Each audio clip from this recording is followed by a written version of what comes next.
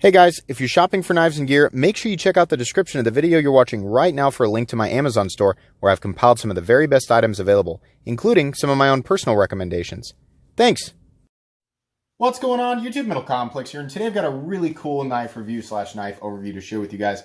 This is the CRKT Homefront. This is actually the special full titanium and M390 version of this knife. Really, really cool, especially considering it's a CRKT. Now, Columbia River Knife and Tool, they make some interesting designs. And obviously, like the M16, the M21, really popular stuff. I wouldn't call CRKT, a company that's on par with a lot of the really, really good stuff that we're seeing in the knife world in 2020. However, every now and then they put something out there that really impresses me. And this is not something I would have ever expected from CRKT. So really, really interesting. I want to take a moment here. You guys know I always talk about who sends me knives. This was sent to me at digital_guttersnipe on Instagram. Let me tell you why I want you guys to follow him. He donated this knife to the channel, specifically meant as a giveaway knife. Once I get to the point where I've hit 20,000 subscribers, which is coming up, I'm going to be giving this knife away on top of a bunch of other really cool stuff. So seriously, give him a follow. I mean, this guy did this, just to say here, thank you for the content. And that was really, really nice of him. So thank you so much for doing that. Let's go ahead and get a measurement. Oh yeah. Thank you so much to my generous patrons for supporting me. If you'd like to check out my Patreon, there's of course a link down in the description. You can get your hands on some of those cool stickers and some other benefits. The support would mean the world to me. Let's go ahead and measure this here. A little over 8 inches. Not quite 8 1/4. No, it is. It's 8 1/4 inches overall. Blade length, 3.5 inches. And cutting edge, 3.5 inches. That is a perfect, that is to a T, exactly the size of knife that I like to carry. Very similar to a Hinder XM18, so that's very preferable to me. Let's go ahead and get some size comparisons up here. Up against the Ontario Rat Model 1. Rat 1 coming in at 8.6 inches overall. A little bit shorter there. How about up against the Spyderco PM2? Spyderco PM2 coming in at 8.3 inches overall. Very comparable in overall length to the Spyderco PM2. How about up against the Benchmade Griptilian, or in this case, the Ritter Hogue? Ritter Hogue coming in at about 8 inches overall. Again, very comparable to the Benchmade Griptilian or Ritter Hogue. And last but not least, the Spyderco Para 3. Para 3 coming in at 7 1/4 inches overall. How's the action on this guy? Honestly, I didn't expect it to be anything amazing, but yeah, the flipper tab and the detent are tuned properly. There's a little bit of a rough landing zone right here behind this last little point, but the truth is that it will flip reliably. The action is smooth, but it's not false shut. And that's, in some cases, washers like this will be more or less smooth. But what we're running on here is, can you see? Oh my gosh. Ever since I've changed the lighting, this flashlight doesn't work as well. But we're actually running on nylon washers in there. Now, some people are okay with nylon washers. Some people don't like them. I always prefer to see phosphor bronze washers on a knife like this. But the truth is that nylon washers are plenty reliable. They may not be as durable as phosphor bronze, but they certainly create for a smooth action. And in this case, the weight and mass of the blade combined with the properly tuned detent, my goodness, my English today, the properly tuned detent, the combination of all those things actually provides for a pretty pleasant action all the way around. I'm honestly impressed with this, absolutely. Let's see here. Normally I would do a hardware check. You know what? We're still going to do a hardware check because of that one side of the pivot and back here on the body screw. Get out my handy dandy WIA bit selector and WIA magnetic driver, two items that are extremely inexpensive and extremely recommendable. You can find them down in the Amazon store that I reference at the beginning of every single video. Just pull up in the store and look for knife maintenance. This is a T8 we're putting in here, and that's to check the adjustment size back here, which looks like a T8. Yeah, that's a T8. Then we have what I assume is another T8 back here. Yeah, and then this guy is likely a T6. Now, here's the interesting thing. You can adjust like the centering on this guy, which, by the way, is just about there. I wonder if we can actually adjust that a little bit and bring it fully centered, because I've been flipping this guy and flipping this guy. And yeah, actually, the centering is almost perfect. It's ever so slightly off. ever so slightly, but it looks to be pretty darn centered. The interesting thing about this knife is that the disassembly is very simple. Now, a lot of people have seen this, and this is the cool thing about the Homefront, is by moving this lever over and simply, you know, essentially this little gear back here, you just sort of undo it. The front plate will just come off. How cool is that? That's so cool. This is so simple to disassemble. I love that. I think what an excellent idea. And so, you know, my first question when I did this and was watching other reviews is I was like, okay, so that's neat. The disassembly and reassembly is insanely simple, but I mean, is it solid? Does that design yield a solid, you know, lockup when it's all back together? And you know what, guys? Actually, did the blade just come back center? Okay. Yeah. This is solid. That's it, guys, right there. That was a full disassembly, essentially. That's all it takes. Wonderful. You can see the inside of that titanium scale, actually, too, is completely, well, it's not completely milled out, but pretty darn milled out. And yeah, it actually takes quite a bit of force to move that switch over. So I really don't think that that's something you're going to accidentally do while you're using it. And on top of that, it requires the combination of this guy to be moved over and this guy to be completely unwheeled, I guess, for it to come apart. So yeah, that's really solid.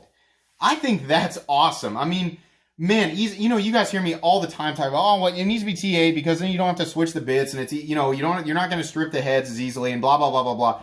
This is a billion times more simple than using a Torx bit. You know, if you want to completely disassemble this knife and pull all the screws out, then yeah, you need the Torx.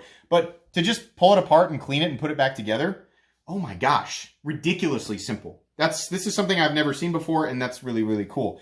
This is the same case. Now, this is, like I said, the special version of this. I think it's the 25th anniversary version of this. There is a less expensive version that I think is just G10 and, is it D2? I honestly don't know. It's much less expensive than this, but it's a case on both of them. And wonderfully executed. Perfectly executed. Really, really cool. I cannot stress that enough. I just love that. I love the simplicity of disassembly. All right.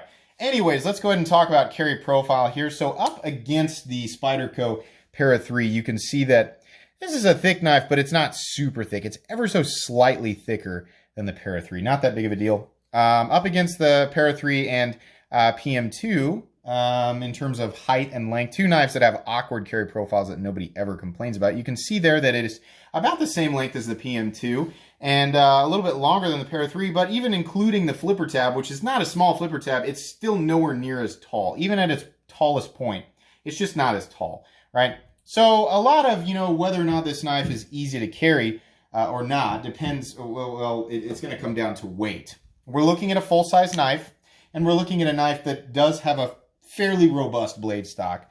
I'm going to guess it's, let's take a guess and say it's 145 to 155 thousandths.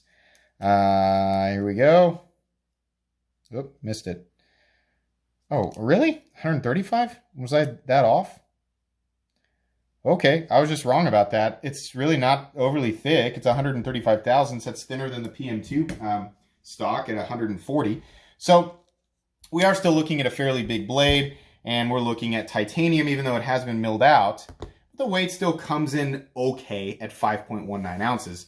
That, given the fact that this is the same length as a Hinder XM18, I'll let you guys know that a 3.5 inch XM18 in the standard thickness actually comes in heavier at about 5.25, and that's G10 and a titanium liner on one side. This is full titanium, right? And it's still coming in a little bit less. That's going to be too heavy for a lot of people. You know, that's understandable. If you're wearing jeans and you only carry one thing in your knife pocket and that's your knife, yeah, no problem. This is an easy carry. It's probably going to be right, you know, it's going to feel very normal, you know, alongside other knives you've been carrying. If you wear athletic shorts, sweatpants, skinny jeans, and maybe I don't know why you'd work in an office with athletic shorts, but if you wear thin pant material and you work in an office, or you wear your athletic shorts or sweatpants every single day, this might not be something that you enjoy as much. Just use your best judgment. All right, let's see what's next here. I think we're actually at the point where we can move on. So let's talk about the anatomy of this knife. These are tumbled titanium scales, and I love the combination of this sort of faux bolt. It's not really a bolster, but you've got the line milled in here and there, the little patterns, or I'm sorry, the lines outside of the line that just add some depth and not really excess complexity, but it looks nice. And you guys know I love textured titanium. This is a very interesting texture pattern, a little up and down kind of chevrons, I guess. And it doesn't really provide any major traction, but it does feel nice, right? The lines, the ergonomic lines of this knife are going to lock you in. It's a very simple handle shape, but like I say, oftentimes with simplicity comes utility, and that is the case here. The handle is very simple. They have the jimping in the right place. Where this is a little sharp to come down on when you're flipping, it certainly does do the job when you're trying to, essentially find a position for your thumb, a comfortable position for your thumb when you're ready to use the knife. There's a little bit of jimping back here on the backspacer, and even that jimping right there on that little cog thing, has a purpose. Whether you're holding this knife upside down or right here, yeah, the ergonomic lines on this thing are great. I'm no complaints. All of this is very nicely rounded down, very nicely knocked down, I guess, and I can't complain. The flipper tab itself is also nicely knocked down, so it's not uncomfortable at all, and I kind of appreciate that little hole that they do on the flipper tab. That's really just aesthetic. The blade itself is tumbled, and it is also knocked down, and it looks really good. It's odd here. Now, this, I believe, was an edge that Guttersnipe put on, so he actually managed to get it a little thinner behind the edge than it probably came brand new, and I think that's something that people talked about with the original one. So expect this thing to be a little thick behind the edge when you get it brand new. I'm going to guess like a lot of knives with similar geometry and, with the similar blade stock thickness coming down to an edge with a flat. I mean, this is pretty standard flat, running about 75 to 80% the length of the blade and about this much room to drop towards the cutting edge. The blade is probably still going to cut just fine. You're not going to be shaving apples or wax paper or toilet paper, whatever people do with extremely sharp blades. I'm just kidding. Obviously, there's a reason to have a blade that's super thin behind the edge, but in this case, what we're looking at here is obviously an outdoor work knife. So it doesn't need to be ultra thin behind the edge, but some people have complained about the final edge geometry being a little bit thick. So that's probably why we're seeing this edge on this knife. In any case, the blade looks great. There's no issues with symmetry or anything like that. I really like the fuller. I'm a big fan of those fullers. It's kind of deep and it's kind of angular, the drop into the fuller. So it probably will be a little bit of a gunk trap. Just clean it off. It depends on what all you use your knife for. If you go out and work with your knife all day and then at the end of the day you're cutting up sausages, cheese, whatever, then yeah, you probably want to make sure the blade is completely clean. Any gunk that might have gotten into that filler, you want to make sure it's cleaned out. But for the most part, no issues there. You can see the blade tip. There is some reasonable thickness carried out to the tip. This is M390. Can you believe that? M390 on a CRKT. I don't know if they've ever put M390 on anything else, and but truthfully, I just haven't been paying much attention to CRKT here lately. So perhaps this isn't the only thing they've done that on. It's a Ken Onion design. Ken Onion, obviously a pretty big name in the knife world, absolutely. But this appears very Ken Onion to me as far as past designs go. There's quite a bit on the blade. Homefront, U.S. patent number 9856328 and 9 whatever. Ken Onion design, M390, and then they have another number down here, K251. Can we just put Homefront and M390, or better yet, none of this and just M390? Because on this side, we've got 25, number 351 of 500. There were 500 of these, and CRKT. That's a lot of billboarding. A lot of information. Again, we know what it is, we as the buyers, because we're buying it and it'll be listed that way. So the only reason to have all that stuff on there is in a situation where the blade is laying out in the open by itself with no one to explain what it is, and somebody's looking at it and going, wow, that looks interesting. I wonder about every last little tiny bit of information that I could possibly wonder about. Oh, how convenient. It's all blasted all over the... There's just a lot of information that doesn't need to be on there. But that's okay because, it's never a deal breaker because it doesn't hinder the knife in terms of utility and performance. It's just information on the blade, and that's just me being gripey. But anyways, yeah, flipper tab's great. Functionally, the whole thing is just great. Sorry, we're at an angle here, but this is less of a light switch. You can do it, but I feel a lot more comfortable doing the standard push button, flipping this guy.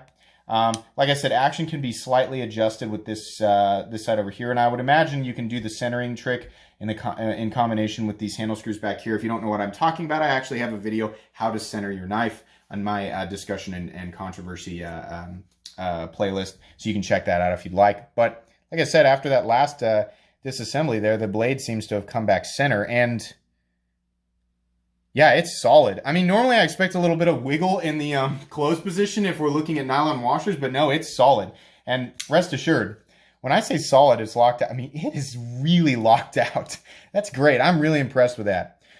Stop pin, I think it must be internal. In fact, I mean, probably should have looked at that when I was inside of it, but it doesn't appear to be back here, so I'm going to guess that the stop pin is internal. In fact, I kind of remember seeing a groove in there, but yeah, that's the case. Really, really solid design. Moving around to the other side, there is no lanyard hole in this, which honestly is kind of welcome. I just don't care about lanyards, and I know the majority of people out there, that are interested in knives for one reason or another, are really not lanyard people. It used to be more of a thing, it seemed like, back around 2014, 2015, but they just don't need them. So that's kind of cool that they just didn't put it on there. The pocket clip is fine. It's very generic. It is a deep carry clip. It doesn't have a recessed screw. It's got a little bit of a bill, but not too bad. And honestly, the knife slips in and out of the pocket really easily. I don't know if that pocket clip will, if it grabs something, if it's going to snap. Actually, let's just test and see. Yeah, it's a steel clip. So if it does grab something, it's more likely to snap than a titanium clip, but let's hope CRKT will work with people if that happens. I don't think it's super likely given the shape of the clip. It rests partially on the frame and partially on the lock bar, and I think that's perfectly fine. The other side of the pivot actually acts as the over travel stop. This knife does not have a steel lock bar insert, but it really doesn't need it. And we've got a carbidized titanium lock face, and there's no up and down play. The benefit of not having a steel lock bar insert, for anybody who doesn't know, carbidized titanium, the face of it, when it's smashed up against steel repeatedly, actually will work harden. And it's not sticky, but it's sticky. It's more sticky than a steel lock bar insert interacting with a steel tang. And so that's the benefit there, is that generally speaking, if the geometry is done correctly, it will lock up more securely over time. Like every single time you lock the blade out, it'll continue to lock up securely. That does not mean that knives with steel lock bar inserts have a potential flaw. They just depend more heavily on the geometry between the two surfaces. So anyways, I don't have a problem with that. I think that's great. I like the star pivot on this guy. It just adds, it adds some character. I mean, like, this knife is instantly recognizable now. I mean, people see this and, oh, that's the Homefront, right? It looks cool. I mean, on a different knife, I probably wouldn't like it as much, but it's become this, this characteristic that is directly associated with this knife, and more so directly associated with this mechanism here that allows you to disassemble the knife so easily. So, little nitpicks about this knife. The knife is running on nylon. I really wish that it was phosphor bronze, but it's not. It's not that big of a deal. I do not like all the crazy billboarding all over this. That is just too much information. I really don't need that. It's a little bit, it's going to be a little bulky for some people. For other people, it's really not going to matter all that much. Gosh, other than that, I don't know that I really can complain. So what's the price on this guy? When I unboxed it, I for whatever reason, I assumed that it was like over $400. I was wrong about that. I don't know what the base price of the standard one is. And by the way, I will link these if I can. There'll be links down in the description where you can pick this up, or the regular version. This guy comes in at $300, and I think it's still available. It's made in Italy. It is not made, like I think a lot of CRKTs are either made in China or, definitely outside of the United States. But it's not a US made knife. Truthfully, what I'm seeing here, M390, titanium, the build quality, the unique mechanism, I don't have too much of a problem with a $300 price tag. Just if I had no idea, if I just picked this knife up off a table, I didn't know anything about it, beforehand, looked at the mechanism, looked at, the blade steel and the overall fit and finish, I probably would go, that's probably a $250 to $275 knife. So it is higher than what I would guess. But does that mean that it's not worth that? No, I mean, it's probably a little more than I would want to pay for it, but you are really getting a solid user here. I mean, this is absolutely a user. I mean, every last aspect of it says, take me out and use me. And if I get dirty, no big deal. You don't need any tools to clean everything out. You just, you know, flip the thing over and unscrew that back part and you're good to go. That's really cool. I honestly like this knife. I think it's a little bit high. I think it's a little high on the price. 250, 275 bucks, you know, somewhere in there. I probably would have been like, hey, yeah, that's pretty cool. You know, absolutely. It's a little bit high, you know. Had this been over $350 or $400, I would have been like, what the heck are you guys thinking? But it's not. I was pleasantly surprised to find out that it was $300. So can I recommend this knife? Yeah, this knife is going to go on my most recommended knives playlist. I think this is really cool. I think people who have this knife already are probably pretty happy with it, and people who are kind of on the fence, if you go ahead and you spend the money on it, like if you've got the money ready to go and you've been spending money on other knives kind of in this caliber, I think you're going to find that it's got similar fit and finish, but that overall the greatest, you know, the best part about this knife is, you know, number one, it's built as a tool, but number two, I mean, gosh, the mechanism to take it apart. I just love that. I think that's really, really cool. All right, guys, that's going to be pretty much it. Like I said, expect to see this knife in my 20,000 sub giveaway. I don't know where we're at exactly right now because, as many of you know, I pre-record a lot of this stuff. So this was likely at least a week pre-recorded when you're actually seeing it. But expect to see it and a bunch of other things. Thank you again at Digital Gutter Snipe for sending this guy for review and for donating it to the channel. That is just infinitely generous. If you guys enjoyed this video, please leave a like. If you'd like to check out my other content, I do, of course, have lots of videos of knives that are either expensive or inexpensive that I do or don't like, so check those out. And if you enjoy all my content, go ahead and click on that Metal Complex logo right there and subscribe because there's definitely more coming. Thanks again for watching, everybody, and have a great day.